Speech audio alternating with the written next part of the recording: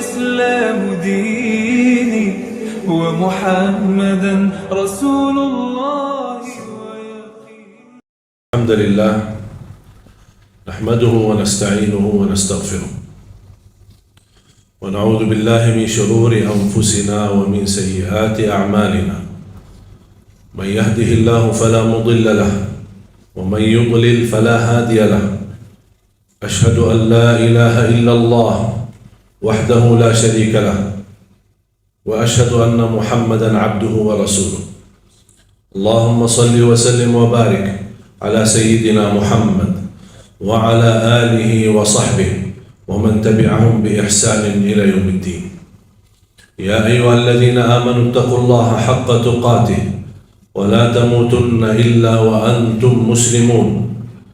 يا أيها الناس اتقوا ربكم الذي خلقكم من نفس واحدة وخلق منها زوجها وبث منهما رجالا كثيرا ونساء واتقوا الله الذي تساءلون به والأرحام إن الله كان عليكم رقيبا. يا أيها الذين آمنوا اتقوا الله وقولوا قولا سديدا يصلح لكم أعمالكم ويغفر لكم ذنوبكم ومن يطع الله ورسوله فقد فاز فوزا عظيما. أما بعد معاشر المسلمين، أوصيكم ونفسي بتقوى الله عز وجل فقد أفلح وفاز المتقون. Ma'asyiral muslimin, jamaah Jumat yang dimuliakan Allah Subhanahu wa taala. Senantiasa setiap Jumat khatib mengingatkan kenaikan dan kualitas takwa kita kepada Allah Subhanahu wa taala. Takwa bukan wasiat para alim ulama. Takwa bukan wasiat para khatib. Bukan wasiat para da'i, para asatiz. Taqwa wasiyatullah kepada Nabi dan Rasul. Ya ayyuhan Nabi ittaqillah. Taqwa wasiyatullah kepada orang-orang beriman. Ya ayyuhalladzina amanu ittaqullah. Taqwa wasiyatullah kepada seluruh manusia. Ya ayyuhan nas ittaqu rabbakum. Taqwa wasiyatullah kepada umat Nabi Muhammad sallallahu alaihi wasallam dan ummah yang terdahulu. Walaqad wassayna alladhina utul kitaba min qablikum wa iyyakum an ittaqullah. Kunci diterima amal ibadah kita di sisi Allah taqwa. Innama yataqabbalu Allah minal muttaqin. Kunci kemudahan dalam segala urusan taqwa. Wa man yattaqillah yaj'al lahu min amrihi yusra. Jaminan jalan keluar dari segala kesempitan dan segala persoalan yang kita hadapi taqwa. Wa man yattaqillah yaj'al lahu makhraja. Bahkan menjaminkan rizki wa yarzuqhu min haitsu la yahtasib. Taqwa jaminan keselamatan dari siksa neraka jahannam. Thumma nunajjil ladzina taqaw wa nadharu adh-dhalimina fiha jithiya. Dan Rasulullah sallallahu alaihi wasallam bersabda di hadis yang sahih, ittaqillaha haitsu ma kunt, bertakwalah kepada Allah dimanapun berada. Taqwa bukan hanya di masjid atau di saat kita majlis dan beribadah. Dimanapun kita berada, kita menjaga taqwa. Inti daripada takwa kita merasakan selalu Allah menguasai kita.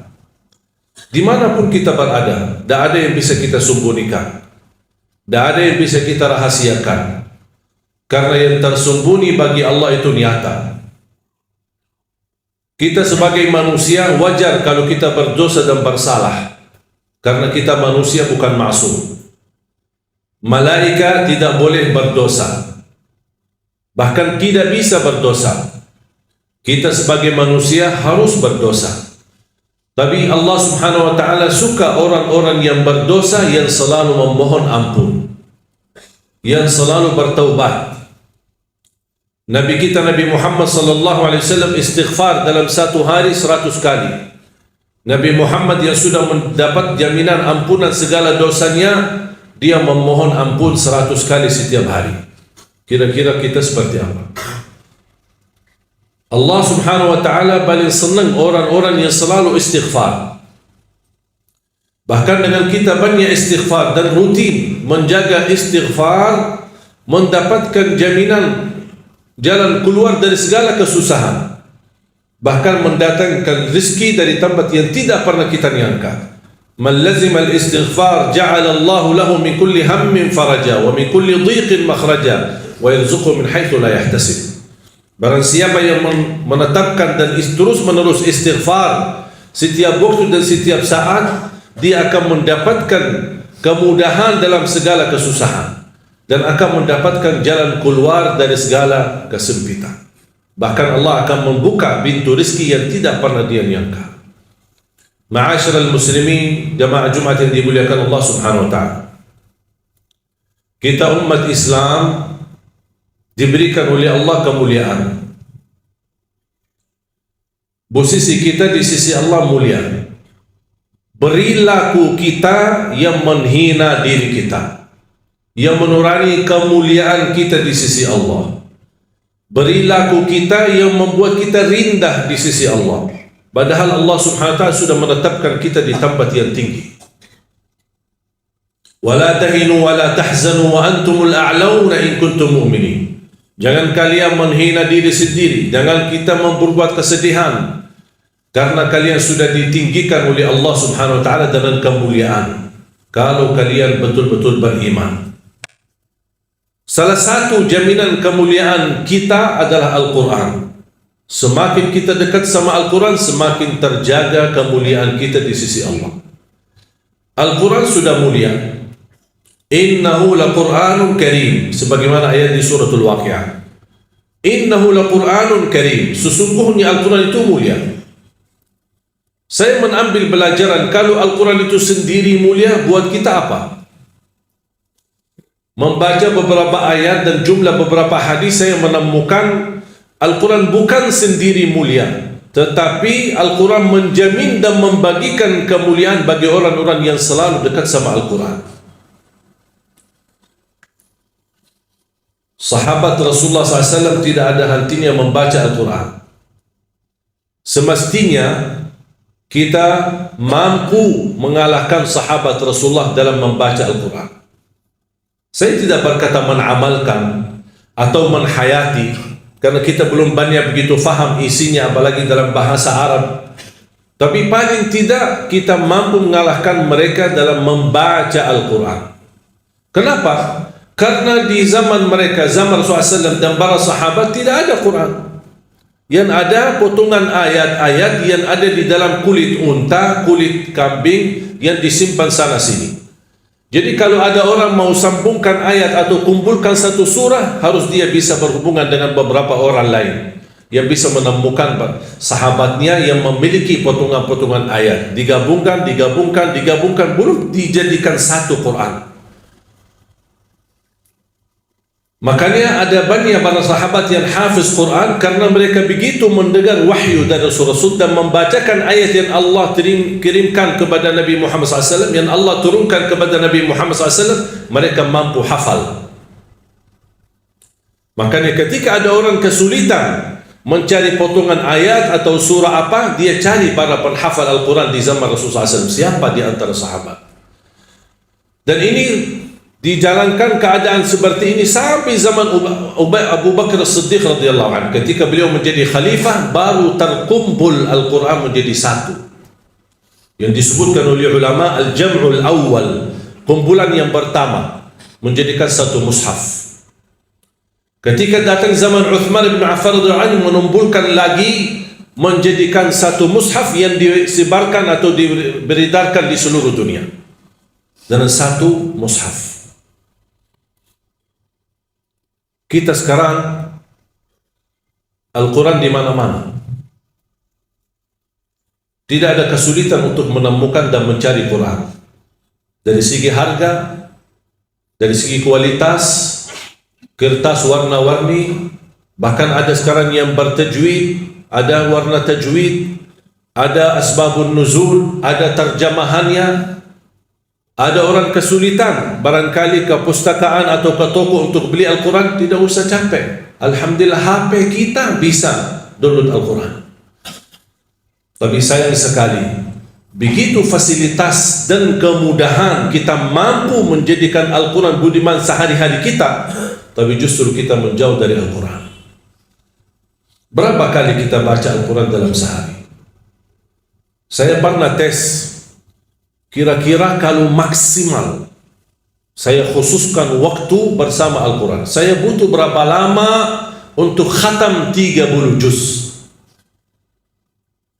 Di salah satu Ramadan, waktu saya di Madinah, kita selalu berlomba-lomba dengan teman-teman sekolah. Karena dulu di Madinah teman-teman sekolah, kita libur sekolah mulai dari bulan suci Ramadan. Dan kita sudah sepakat kalau pas bulan suci Ramadan libur, kita bertemu di Masjid Nabawi. Dan berlomba-lomba sebanyak-banyaknya khatam Al-Quran. Dan saya bersama teman dan ada juga banyak kawan-kawan yang luar biasa. Ada yang 1 kali khatam, ada yang sampai 1 hari khatam 2 kali. Saya ketika tes butuh berapa lama untuk khatam 30 juz. Saya mulai membaca Al-Quran, habis subuh sampai zuhur, saya pakai alarm, kemudian saya stop, zuhur, habis salat zuhur lanjut lagi, on timernya, sampai asar, off timer, habis asar, on timer lagi. Hasilnya habis mengkhatam 30 juz, saya melihat waktunya 10 jam. 10 jam bagi orang yang standar, bacaannya cukup bagus, mampu mengkhatam 30 juz. Sedangkan ada orang 1 bulan 30 hari tidak bisa khatam 30 juz. 30 hari. Sedangkan 10 jam cukup. Apalagi sekarang kita di bulan Rajab. Bagi ahlul Quran, sebenarnya bulan Rajab dan bulan Sya'ban itu bulan mulia. Bahkan bulan Sya'ban disebutkan bulanul Quran atau bulanul Qurra. Yang suka membaca Al-Quran, bulannya mereka itulah Sya'ban, bukan Ramadan. Kenapa? Karena dari Rajab, Sya'ban mereka sudah mempersiapkan. Jangan sampai masuk Ramadan kita malah malas membaca Al-Quran. Beda sama orang yang dari Ramadan ke Ramadan dia menunggu kesempatan. Hanya dari Ramadan ke Ramadan baru dia memperhatikan Al-Quran. Ada seorang perempuan namanya Kaila. Mungkin jamaah sekalian yang biasa nonton acara Hafiz Indonesia, seorang buta, perempuan, usianya 7 tahun. Saya tanya, Kaila berapa banyak membaca Al-Quran dalam seharinya? Dia jawab 5 sampai 7 juz. Saya berkata, oh kebanyakan banget. Banyak sekali. Tidak capek. Kasihan kamu. Apalagi, mohon maaf, kamu buta. Kalau kamu tidak baca Al-Quran, saya yakin Allah pasti maafkan. Karena kamu diuji dengan buta mata. Apa dia jawab? Dia berkata, saya malu sama Allah menjadikan buta saya alasan tidak membaca Al-Quran. Ini anak usia 7 tahun. Kira-kira alasan kita apa? Padahal kemuliaan yang kita dapat dari Al-Quran itu luar biasa. Sayang sekali kalau kita sudah memiliki di tengah kita kitab yang termulia, kitab yang tersuci, kitab yang teragung, tidak ada keraguan di dalamnya. Alif Lam Mim, dzalikal kitabu la raiba fihi hudan lil muttaqin. Dan membaca Al-Quran walaupun tidak mengerti isinya, tidak memahami maknanya, tidak apa-apa. Tetap dapat setiap satu huruf 10 kebaikan. Jadi kalau jamaah sekalian membaca, tidak faham sama sekali, hanya baca saja, tetap mendapatkan setiap satu huruf 10 kebaikan. Alif Lam Mim bukan satu huruf. Alif satu huruf, Lam satu huruf, Mim satu huruf. Satu huruf satu kebaikan dilipatkan 10 kali lipat menjadi 10 kebaikan. Rugi kita diberikan kesempatan yang mulia seperti ini. Mana ada amal atau bacaan sebuah kitab atau apa saja kita hadis pun belum tentu dapat 10 kebaikan. Hanya Al-Quran satu huruf, bukan saat satu kali baca dapat 10 kali lipat, dia menghitungkan berhurufnya, kita mendapatkan 10 kali lipat. Sayang sekali jamaah sekalian berhari-hari lewat tidak baca Al-Quran, sedangkan fasilitas dan kemudahan ada di tangan kita. Tak bisa baca Al-Quran karena alasannya masih buta huruf atau berbata-bata. Jangan khawatir, ada berita gembira di hadis yang diriwayatkan Imam Muslim. Rasulullah SAW bersabda, "Walladhi yaqra'ul Qur'ana wa yatata'ta'u fihi wa huwa 'alaihi syaq lahu ajran." Barang siapa yang membaca Al-Quran dan dia mendapatkan kesusahan sambil berbata-bata dalam bacaannya, apa dapatnya? Apakah dosa karena berbata-bata? Kesulitan dalam membaca, apakah itu dosa? Kata Rasulullah SAW, tidak, itu 2 pahala. Falahu ajran, 1 pahala karena dia mau membaca, 1 lagi karena kesusahan dan kesulitan yang dia hadapi saat membaca.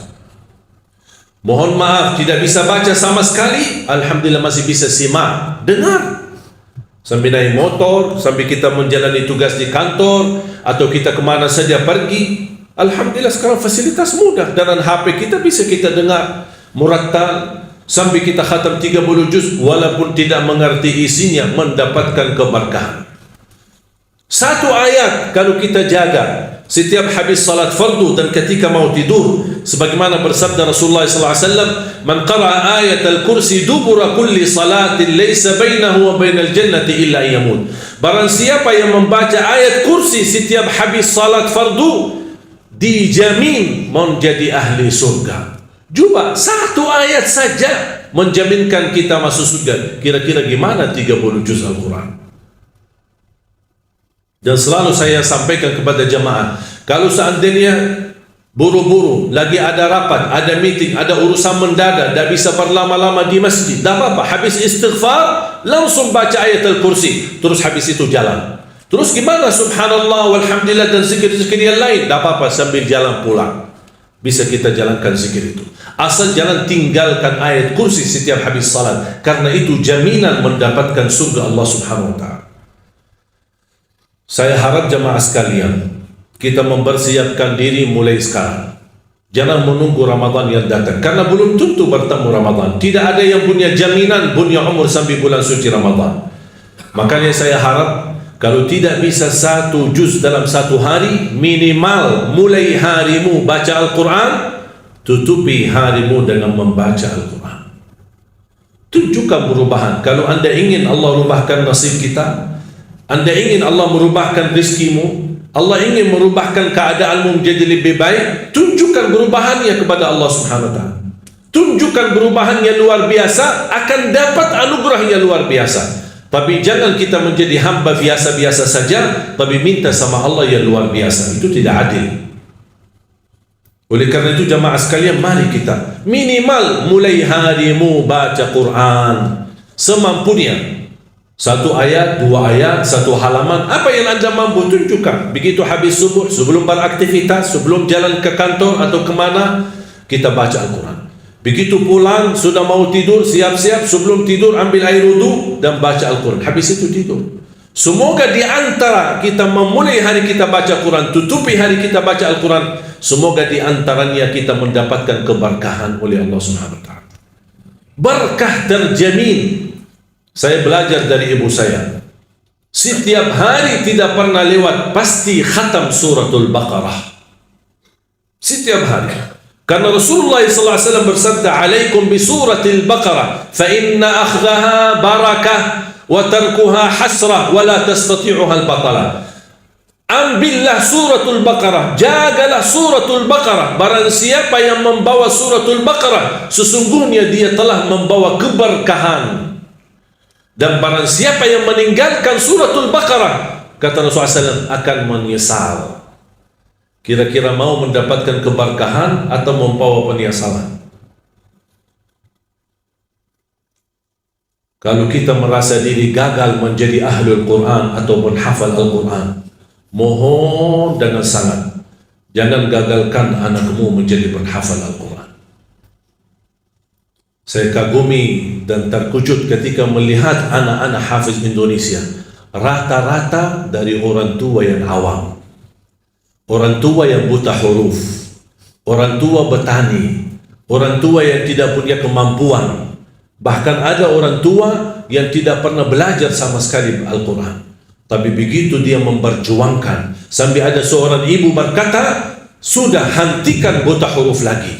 Di masa kami cukup banyak orang buta huruf. Kami tidak mau di generasi-generasi anak-anak kami masih ada yang buta huruf.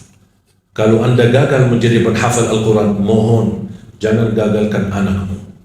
Kalau itu pun anakmu tidak berhasil menjadi penghafal Al-Quran, jangan gagalkan hartamu untuk mendukung dan membantu program Al-Quran dimanapun. Supaya apa? Datang di hari kiamat kita berkata, ya Allah, mohon maaf, saya tidak bisa menghafal Al-Quran, anakku pun tidak mampu menghafal Al-Quran. Ya Allah, jadikan hartaku, sedekah, zakat, infakku menjadi saksi baik untuk program Al-Quran. Mudah-mudahan kita mendapatkan orang-orang yang menilai atau mendapatkan syafaat di Al-Quran di hari kiamat.